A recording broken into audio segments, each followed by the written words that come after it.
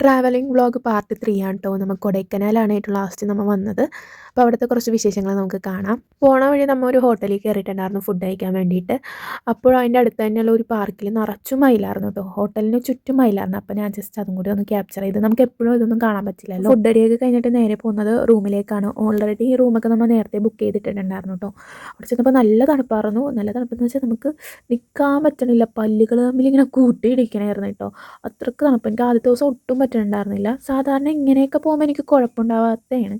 പക്ഷേ ഈ പ്രാവശ്യം പോയപ്പോൾ എന്തോ എനിക്ക് അത്ര ആ തണുപ്പ് അങ്ങോട്ട് പറ്റുന്നുണ്ടായിരുന്നില്ല കേട്ടോ. പിന്നെ അച്ഛനുള്ളപ്പോൾ നമ്മൾ 2 വട്ടം എന്തോ വന്നിട്ടുണ്ട് കേട്ടോ. ഇതേപോലെ കൊടൈക്കനാൽ, ഊട്ടി ഞങ്ങൾ 11 വർഷം അടുപ്പിച്ച് ഇങ്ങനെ എല്ലാ കൊല്ലം പോയിക്കൊണ്ടിരുന്ന വെച്ചാണ്. പിന്നെ അച്ഛൻ മരിച്ചപ്പിന്നെ നമ്മൾ അങ്ങനെ പോയിട്ടില്ല കേട്ടോ. പോണ്ടിച്ചേരി, ചെന്നൈ, മഹാബലിപുരം, അതേപോലെ വേളാങ്കണ്ണി, കൊടൈക്കനാൽ, മൂന്നാർ, അങ്ങനെ എല്ലാ സ്ഥലവും മിക്ക സ്ഥലവും നമ്മൾ പോയിട്ടുള്ളതാണ്. പക്ഷേ അച്ഛനില്ലാണ്ട് പോകുമ്പോഴുള്ള ഒരു ഇതും അച്ഛനുള്ള പോകുമ്പോഴുള്ള ഒരിതും വളരെ വ്യത്യാസമാണ് കേട്ടോ.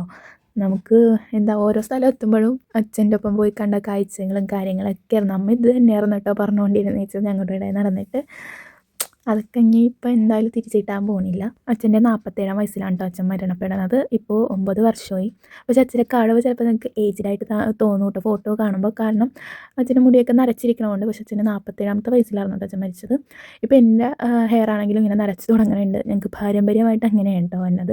ഇതിപ്പോൾ നമ്മൾ ട്രാവലിംഗ് വ്ളോഗ് പറഞ്ഞിട്ട് വഴിമാറിപ്പോകുന്നു എന്ന് തോന്നുന്നു. അപ്പോൾ നമുക്ക് കാര്യത്തിലേക്ക് കിടക്കാം. ആദ്യത്തെ ദിവസം നമ്മൾ അങ്ങനെ മിക്ക സ്ഥലത്തും പോയില്ല. ആകെ ഒരു സ്ഥലത്തേക്കാണ് പോയത്. അത് ഒരു ബോട്ടിങ് ഉള്ള ഒരു പ്ലേസിലേക്കാണ്. പക്ഷെ നമ്മൾ ചെന്നതും അവിടെ ക്ലോസ് ആയിരുന്നു കേട്ടോ. പിന്നെ കുറച്ച് നേരം അവിടെ റൗണ്ട് ചെയ്ത് നടന്നതിന് ശേഷം തിരിച്ച് പോകുന്നു കേട്ടോ. പിന്നെ നമ്മൾ സെക്കൻഡ് ഡേ ആണ് ഗുണ കേവിൽ പോയത്. അതൊരു ഭയങ്കര വൈബാണ് കേട്ടോ. ഇതുവരെ നമ്മൾ പോയിട്ടില്ല. കൊടൈക്കനാൽ പോയിട്ടുണ്ടെങ്കിലും ഗുണ കേവിലായിട്ട് ഇതുവരെ കയറിയിട്ടില്ല കേട്ടോ. എനിക്ക് തോന്നുന്നു ഇപ്പോൾ ഈ ഒരു കാലമായപ്പോഴാണ്, അതായത് ഈ ഒരു അടുത്താണ് തോന്നുന്നത് ഗുണ കേവൊക്കെ കുറച്ചും കൂടി മറ്റേ മഞ്ഞുമൽ ബോയ്സ് വന്നതിന് ശേഷം കുറച്ചും കൂടി ഫേമസ് ആയത്. അങ്ങനെ നമ്മൾ ഉള്ളിൽ കയറി നിറച്ചും കുരങ്ങന്മാരായിരുന്നു കേട്ടോ. ഏത് നിമിഷവും നമ്മുടെ ഫോൺ തട്ടിക്കൊണ്ട് പോകാൻ ചാൻസ് ഉണ്ട്. എനിക്കാണെങ്കിൽ ഈ സാധനത്തിന് ഭയങ്കര പേടിയാണ്. പണ്ട് നമ്മുടെ ഇവിടെ വന്നിട്ടുണ്ടായിരുന്നു, ഞങ്ങളുടെ ഈ ഒരു ഏരിയയിൽ ഉണ്ടായിരുന്നു കേട്ടോ. ഒരു വട്ടം ഇങ്ങനെ ഭയങ്കര ശല്യമായിരുന്നു ആ സമയത്ത്. അപ്പം ഞാനിങ്ങനെ വഴി കൂടെ നടന്നുകൊണ്ട് പോയപ്പോഴേക്കും ഈ സാധനം ഒരു മരത്തിൻ്റെ കൊമ്പിലിരിക്കുന്നുണ്ടായിരുന്നു. ഞാൻ ശ്രദ്ധിച്ചില്ല. ഇത് വന്ന് എൻ്റെ തലയിൽ കൂടി ചാടി അപ്പുറത്തെ മതിലോട്ട് അരഞ്ഞ് ഭയങ്കര ബഹളമൊക്കെ ആയിരുന്നു കേട്ടോ. അതുകൊണ്ട് ഭയങ്കര പേടിയാണ്. അങ്ങനെ നമ്മൾ ഗുണ കേവിൽ എത്തിയിട്ട് ആദ്യം തന്നെ പോയത് ആ ഒരു ഗേറ്റിൻ്റെ ഭാഗമില്ലേ അവിടേക്കാണെന്ന് കേട്ടോ. അവിടെ നിന്ന് നമ്മൾ കുറച്ച് ഫോട്ടോ ഒക്കെ എടുത്ത് നല്ലൊരു പോസിറ്റീവ് വൈബാണ് കേട്ടോ ഇവിടെ. പിന്നെ ഇത് ഏറുമാടം പോലെ തന്നെ ഒരെണ്ണം ഇങ്ങനെ കെട്ടിയിട്ടുണ്ട് കേട്ടോ. അതിൻ്റെ മേലെ നിന്ന് നോക്കിക്കഴിഞ്ഞാൽ നമുക്ക് താഴേക്ക് കാണാൻ പറ്റും. ഒരു ഒരു നല്ല ഒരു വൈബാണ്. പിന്നെ നമ്മുടെ മറ്റേ ആ വേരൊക്കെയുള്ള ആ മരത്തിൻ്റെ വേരൊക്കെയുള്ള അവിടെയൊക്കെ കയറിയായിരുന്നു കേട്ടോ. പിന്നെ അതിൻ്റെ അടുത്ത് തന്നെയുള്ള ഒരു പൈൻ ഫോറസ്റ്റ് ഏരിയ, സ്ഥലത്തിൻ്റെ പേര് എനിക്ക് കറക്റ്റ് അറിയില്ല കേട്ടോ. എന്തോ പേരുണ്ട്, പക്ഷേ എനിക്ക് കറക്റ്റ് അറിയില്ല. പക്ഷേ അതും ഒരു അടിപൊളി സ്ഥലമായിരുന്നു കേട്ടോ.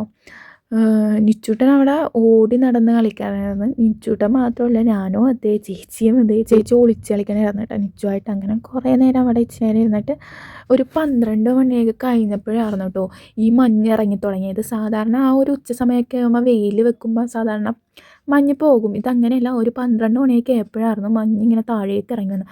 അതിൽ നിന്ന് നമ്മൾ കുറച്ച് ഫോട്ടോസൊക്കെ എടുത്തായിരുന്നു കേട്ടോ. നല്ല രസമായിരുന്നു, നല്ലൊരു വൈബായിരുന്നു കേട്ടോ. കൂടുതൽ എൻജോയ് ചെയ്തത് ഈ വന്ന സാധനമാണ്. ഇവന് പിന്നെ എവിടെ ചെന്നാലും ആരെങ്കിലുമൊക്കെ ഉണ്ടാവും നിച്ചുന് എന്താ പറയുക കളിപ്പിക്കാനും ചിരിപ്പിക്കാനായിട്ട്. ഒരു കൂട്ടം ചെക്കന്മാരുണ്ടായിരുന്നു കേട്ടോ അവിടെ. ഗുണ കേവിലും കണ്ട് ഈ സ്ഥലത്ത് പോയപ്പോൾ ഇവിടെയും ഉണ്ടായിരുന്നു കേട്ടോ.